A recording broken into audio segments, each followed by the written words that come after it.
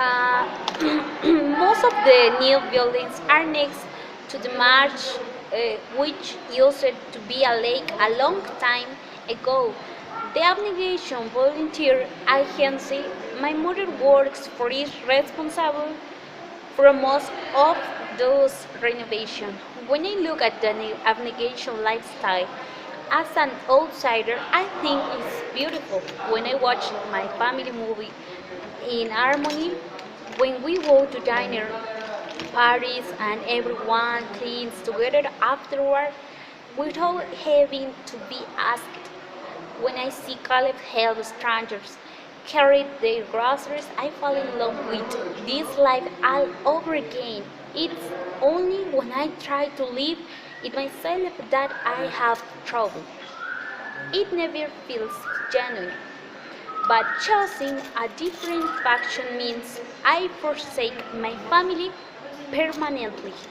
Just past the abnegation sector of the city is a stretch of building skeletons and broken sidewalks that I know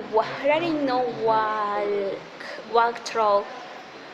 There are places where the road has completely collapsed, revealing sewer systems and empty subways that I have to be careful to avoid, and places that stink so powerfully of sewage and trash that I have to plug my nose. This is where the factionless live because they failed to complete initiation into whatever faction they choose. They live in poverty, doing the work no else wants to do.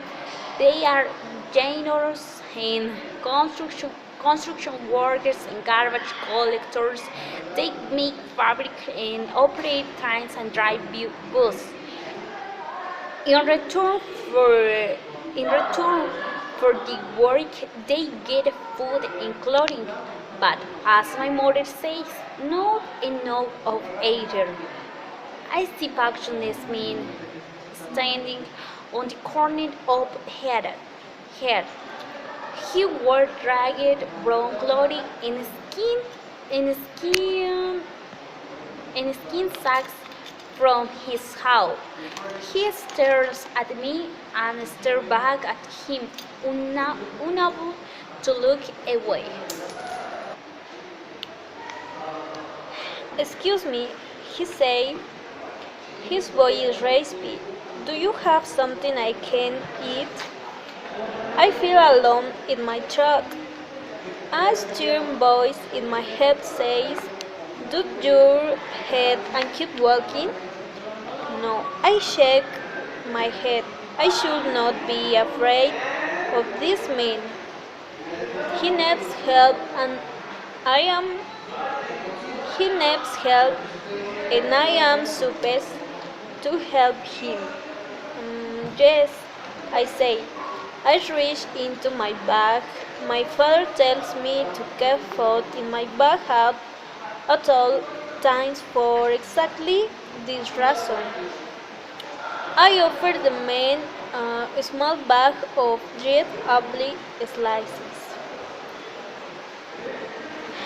He raised he reached for them, but instead of taking the bag, his hand closed around my wrist. He smiled at me. He has a gap between his front teeth. "My, don't you have pretty eyes?" She says it's a shame the rest of you is so plain. My heart pounds. I took my hand back. Bodies great tinted. I smelled something acrid and unpleasant on his brow.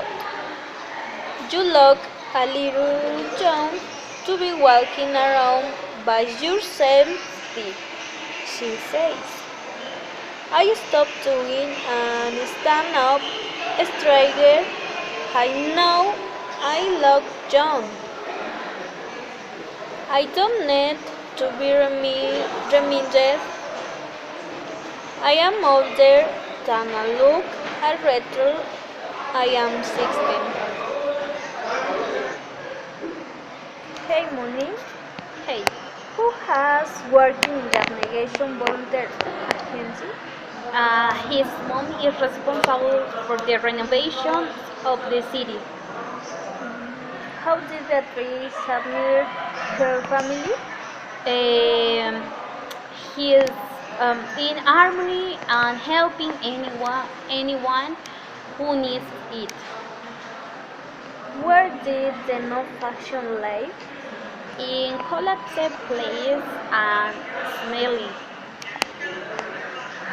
Ordinary, what were the factionless? They are dorming construction workers and waste pickers. Um, how do you how do you describe the factionless men you were in? With irregular brown clothes and the skin of the high drops. Ali Beatrice wants to help the men. Yes, she wants to help the men until she has some jobs. What does your father say to Beatrice?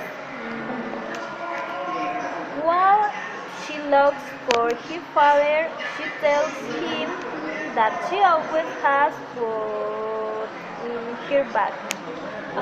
What does Beatrice after to me?